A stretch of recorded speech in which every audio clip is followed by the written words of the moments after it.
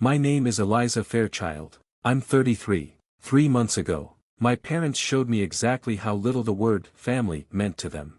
I'd flown nearly 18 hours from Hawaii to North Carolina for my younger sister's wedding, carrying a carefully wrapped gift and the naive belief that someone there would be glad to see me. Instead, my mother stepped in front of the entrance and blocked my path. My father stood beside her and said nothing at all, not even hello.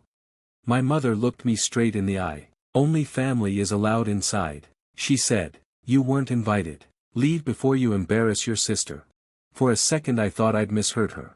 I'd already put down a $4,200 deposit on the venue, catering, flowers, and photography, and they were expecting me to approve another $38,000 once the reception ended. When the groom's mother walked up and asked who I was, my mother told her I worked for the venue's billing department and had simply arrived at the wrong time. My father let the lie stand.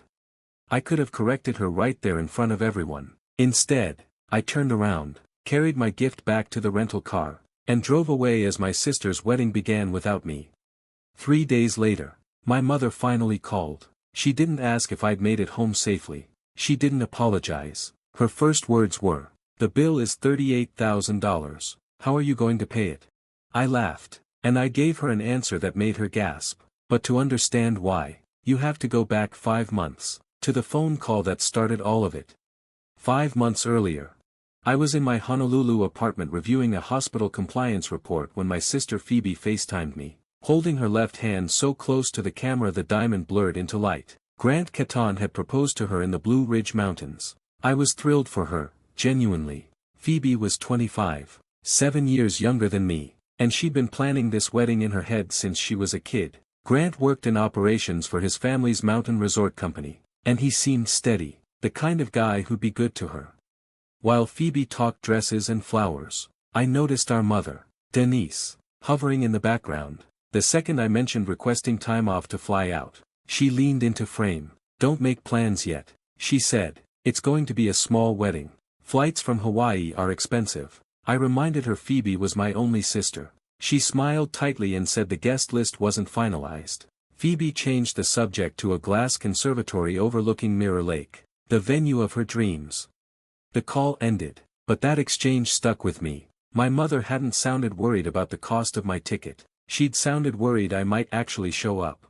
A week later, my parents called together, which usually meant they needed money. My father, Russell, ran a custom woodworking shop outside Pine Haven, building cabinetry for high-end vacation homes. What I knew, and they didn't know I knew, was that the business was quietly falling apart, a broken machine, late-paying clients, a bank that had just cut his credit line. Mom opened by reminding me how much Phoebe looked up to me. Dad explained the venue and vendors needed deposits immediately. Grant's family would cover the rehearsal dinner, transportation, and honeymoon. Ours had committed to the ceremony and reception. He called it a temporary cash flow problem. What they actually needed, my mother clarified, was a reliable third party to put the payments on their card. The total came to $42,200, but I'd only have to pay the $4,200 deposit myself. She said, the rest would be billed to me for final approval after the wedding, and they'd handle it from there.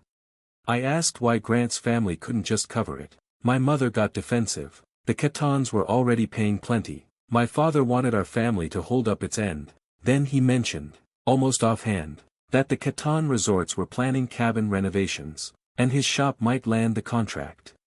That's when I understood this wasn't only about my sister's wedding, it was about my father's business, my mother's image, and a contract they were desperate for.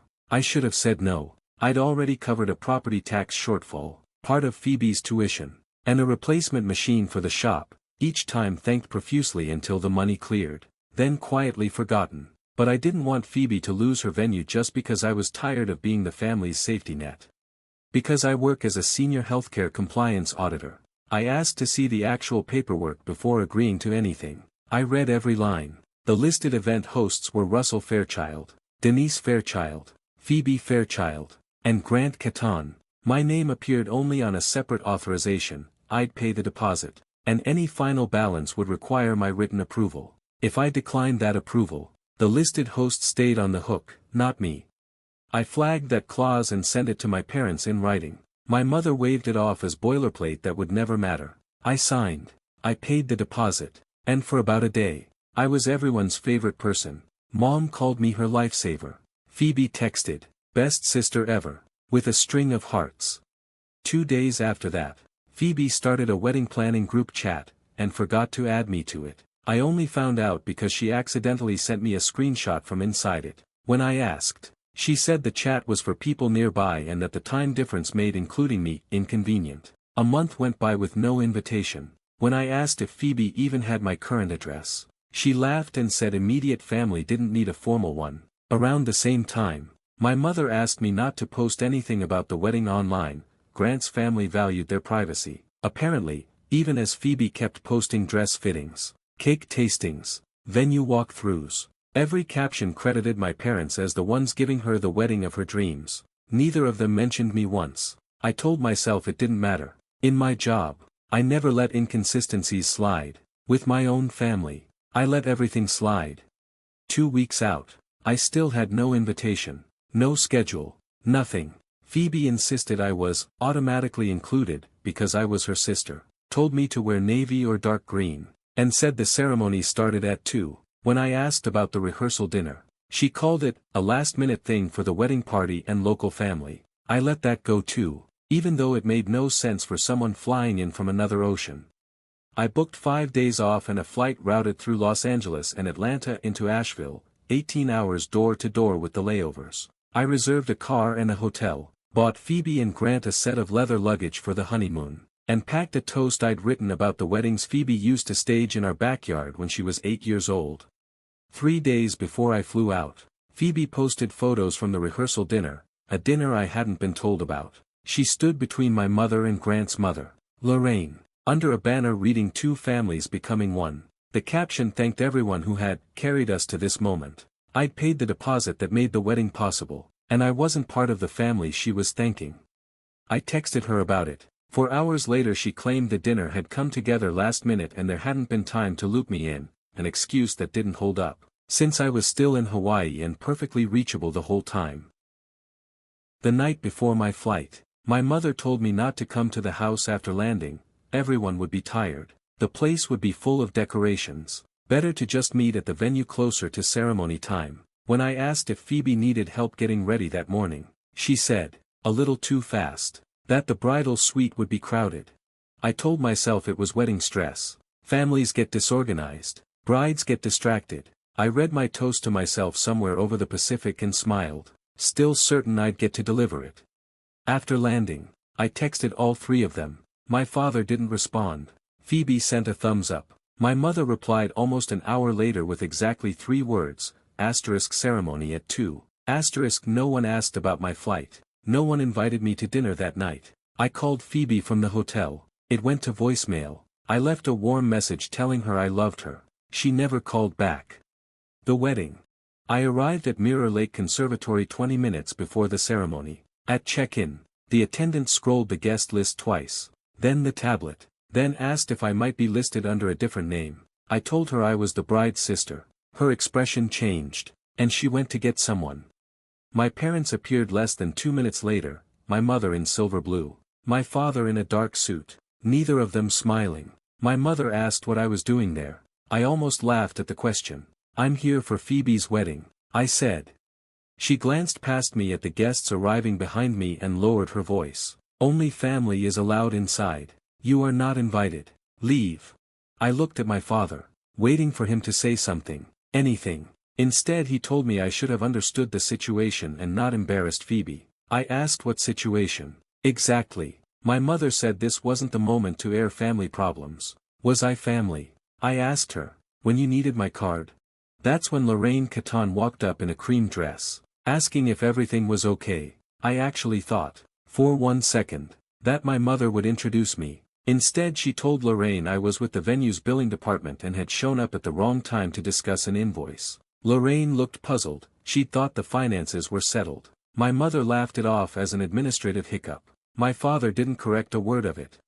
I could have told Lorraine everything right then, that I was the eldest daughter, that I'd flown 18 hours, that the deposit under discussion had come out of my account. Instead I looked past her and saw Phoebe through the glass hallway. already in her dress. Our eyes met. She didn't look surprised to see me outside. She looked scared, and she turned away without a word. That was the moment I understood, she'd known all along.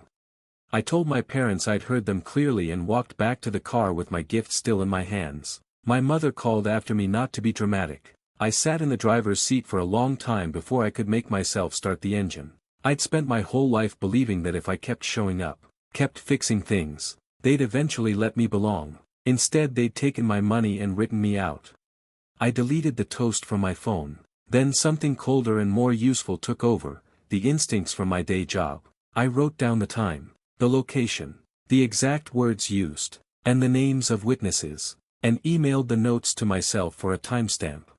As the ceremony music started inside, a notification hit my phone, * final payment reconciliation available, approval required by Monday at noon, * the invoice was for $38,000, with 2 buttons underneath, approve or * decline. I looked back at the conservatory, glowing with a celebration I'd paid to attend and been turned away from, and then at the word * decline, * for the first time all day, I felt something click into place, clarity. Back at the hotel, I pulled every contract and read them without letting anger make a single decision for me. The venue, caterer, florist, and photographer all listed my parents, Phoebe, and Grant as hosts. My name only appeared on the separate authorization I'd signed, the one requiring my written approval before any final balance could be charged, and the one that made the listed hosts responsible if I said no. I wasn't canceling anyone's contract or leaving vendors unpaid. I was simply declining to hand over another $38,000 I'd never agreed to owe. That night Phoebe left a voicemail. The ceremony had been beautiful, the reception was going great, and, almost as an afterthought, things had gotten awkward outside because Mom had panicked when the Catons were told I wasn't coming. She never asked where I actually was or whether I was okay. Her voice warmed right back up when she got to reminding me to approve the final invoice. And she signed off calling me the best sister anyone could ask for. I listened to it twice. The second time, I understood exactly what that phrase meant in our family. I was the best sister when I was useful, and invisible the rest of the time. Around 9, my Aunt Nadine called, my father's older sister, a retired mediation attorney who'd been at the wedding and noticed I wasn't. She told me my mother had given a toast about the sacrifices she and my father had made to give Phoebe the wedding of her dreams. And my father had thanked the Catons for trusting the Fairchild family, knowing what she knew about the shop's finances. The speech hadn't sat right with her. When I told her what actually happened, she asked one question: whose names were on the contracts? Then she said, do exactly what the paperwork allows, keep your records, and let the adults who signed stay responsible. That steadied me more than anything else that night. Calm didn't have to mean giving in. The reckoning, Sunday morning. 4 invoices landed in my inbox, $16,000 from the venue, $12,500 from the caterer, $5,700 from the florist, $3,800 from the photographer. I called each vendor and confirmed that declining would simply shift the balance to the listed hosts, no one would go unpaid, and the hosts would have 5 business days to arrange it. I got that confirmation in writing, then declined every invoice, stating plainly that I hadn't attended or received the services and wouldn't be paying voluntarily. No accusations, no drama, just the facts, saved alongside every contract. I changed my flight to Monday morning and packed Phoebe's gift into my suitcase rather than mail it. Mailing it would have meant pretending nothing had happened. At the airport, my mother texted, * hope you've had time to calm down, we'll discuss this after the honeymoon. * I didn't answer. I slept most of the flight and woke somewhere over the Pacific feeling something I hadn't expected, relief.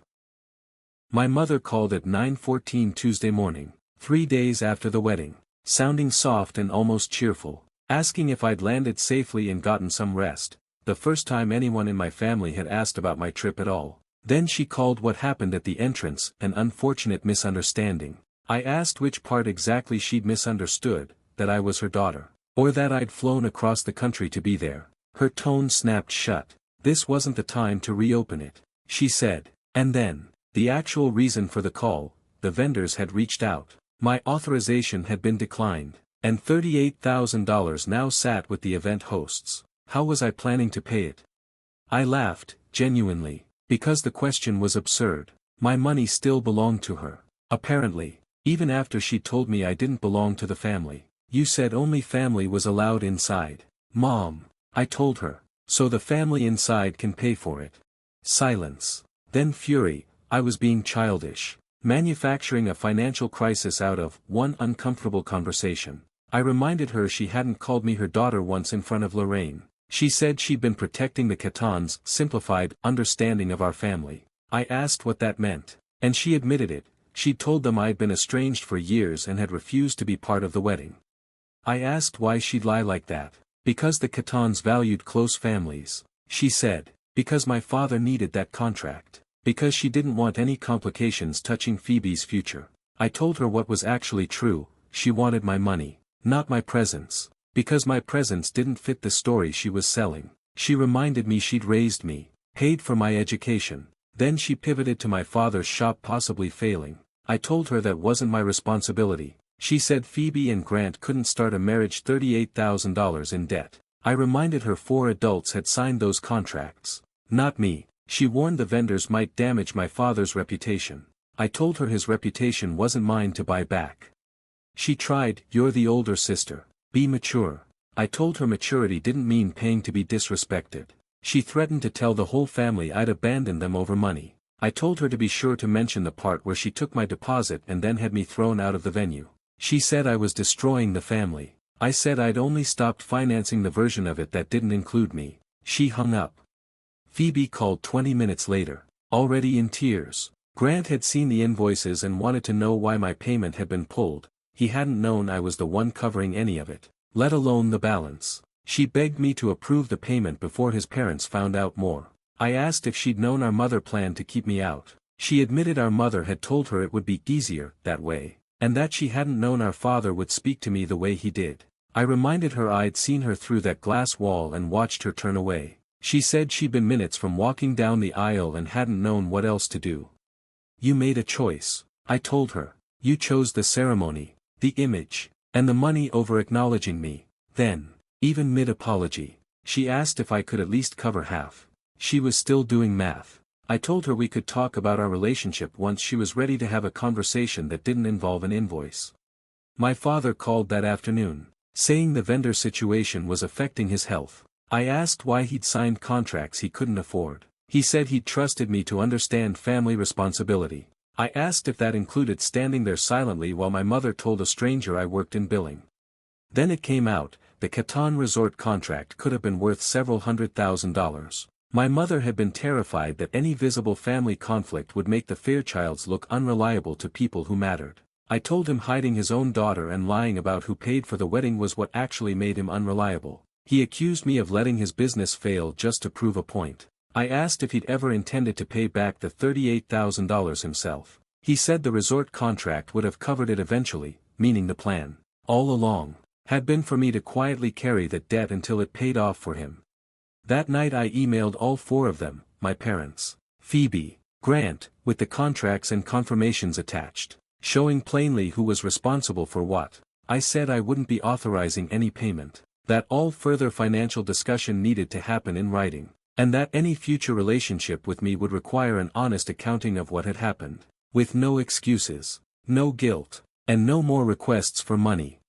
An hour later, Aunt Nadine called again. Lorraine had reached out to her directly. The financial story wasn't adding up anymore, and Lorraine wanted to know who I actually was. I told Nadine to tell her the truth. Nothing more. Nothing embellished. So she did. I was Russell and Denise's eldest daughter, living in Hawaii, who'd flown 18 hours for the wedding, paid the deposit, been expected to cover another $38,000, and had been stopped at the door and passed off as a billing contact. Lorraine kept asking why anyone would do that to their own daughter. Nadine told her she'd have to ask my parents that herself, and added only that I'd shown more restraint walking away quietly than most people would have.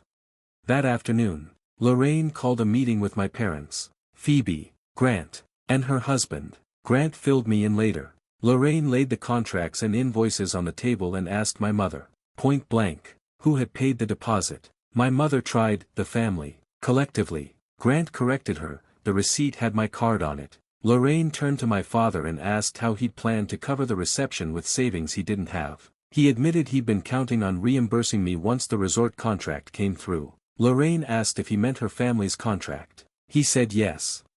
She told him plainly that her company couldn't hand a major project to a contractor who'd built the relationship on a lie. My father argued his craftsmanship had nothing to do with a private family matter. Lorraine disagreed. Honesty and financial reliability weren't private when you were choosing who to trust with a renovation budget. The contract was gone.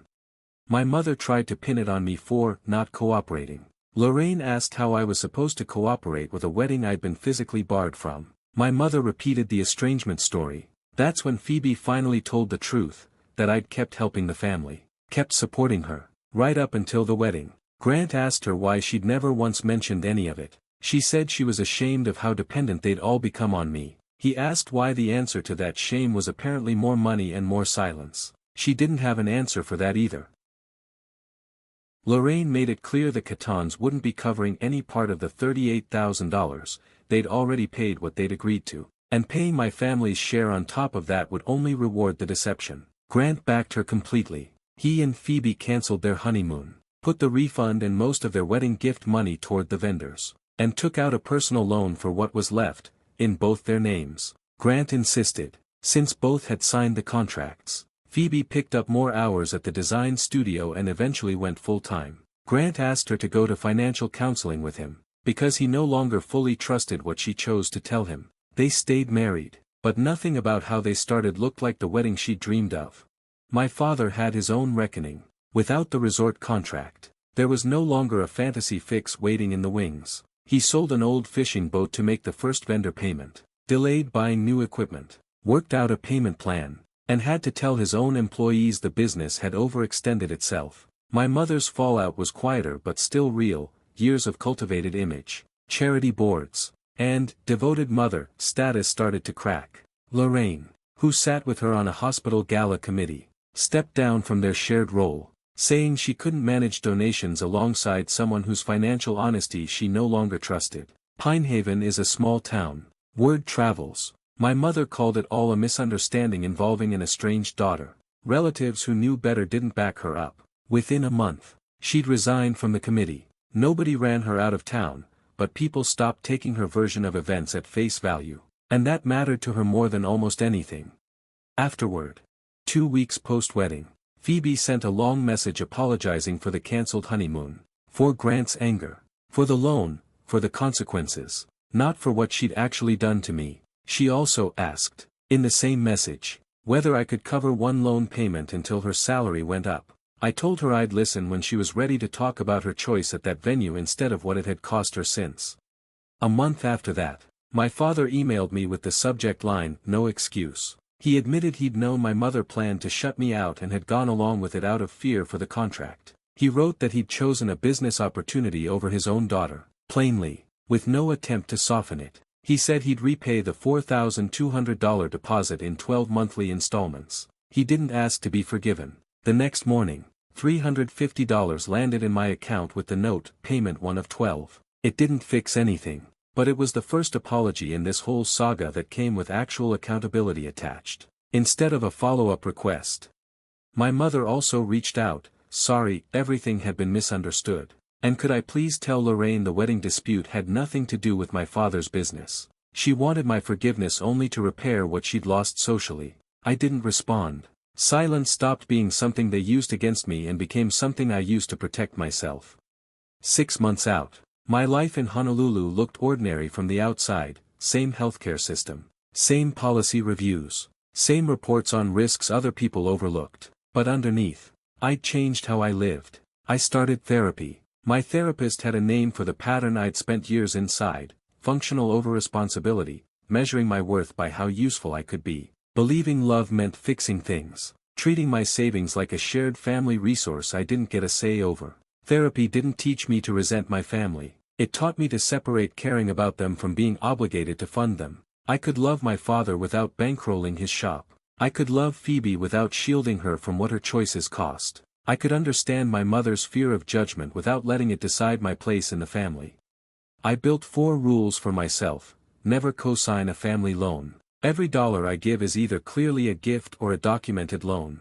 Nothing in between. No credit card for an event I don't control. A mandatory 72-hour wait before agreeing to any major financial request. They're not punishments. They're just enough space for me to think before guilt gets to answer for me. I even started talking about some of this anonymously. In financial wellness sessions at work, third-party payment agreements, legal responsibility, the value of a paper trail. A few coworkers told me it changed how they thought about co-signing loans or handing relatives a card. Turning the worst weekend of my life into something useful for other people gave it a shape I could live with. I stopped keeping my weekends open for family emergencies that might never come. I joined an outrigger canoe club and paddle twice a week now. I returned Phoebe's wedding gift and used the refund on hiking gear. I started spending time with people who wanted my company, not my credit limit. My father kept sending $350 a month, on time, every time, and his emails got more honest. He told me when the shop lost a client instead of asking me to make up the difference. Started working with a small business advisor, and eventually wrote that he understood, finally, how often he'd mistaken my competence for permission to lean on me harder. I didn't forgive him right away. Consistency mattered more to me than one well-written email, but I started answering some of his messages. The door wasn't open, but it wasn't sealed shut either. Phoebe reached out again about 5 months after the wedding, and this message was different, shorter, and it named things. She admitted she'd known our mother planned to keep me outside and had stayed quiet because she was afraid of losing the wedding and the Caton's good opinion. She admitted she'd seen me through the glass and turned away on purpose. She said she'd let me fund a celebration I might not even be welcome at, and that she'd understand if I never trusted her the same way again. No request for money this time, no conditions. That was the first apology that actually named what she'd done. I agreed to one phone call, told her rebuilding anything between us would take time, honesty, and zero financial entanglement, and she accepted that. We talk for about 30 minutes once a month now. It's not always comfortable, but at least neither of us is pretending anymore. Grant and Phoebe are still married, still in counseling, still paying down that loan together. Their marriage started with a fracture, but fractures can also show you exactly where to reinforce something. What they build from here is on them. My mother has never given me a real apology. To this day she calls it a misunderstanding and tells relatives I overreacted. The difference is that I've stopped needing her to see it my way. I sent one last email telling her I'd consider any contact once she could acknowledge 3 things without changing the subject: that she told the Catons I was estranged when I wasn't, that she took my money while planning to shut me out, that she denied who I was to protect her own image. She never answered. I used to think a boundary had failed if the other person didn't understand it. I know better now. Understanding was never the requirement. A boundary isn't something you win an argument to get, it's just information about what you will and won't allow. And what happens if someone crosses it anyway. That's the real education this wedding gave me.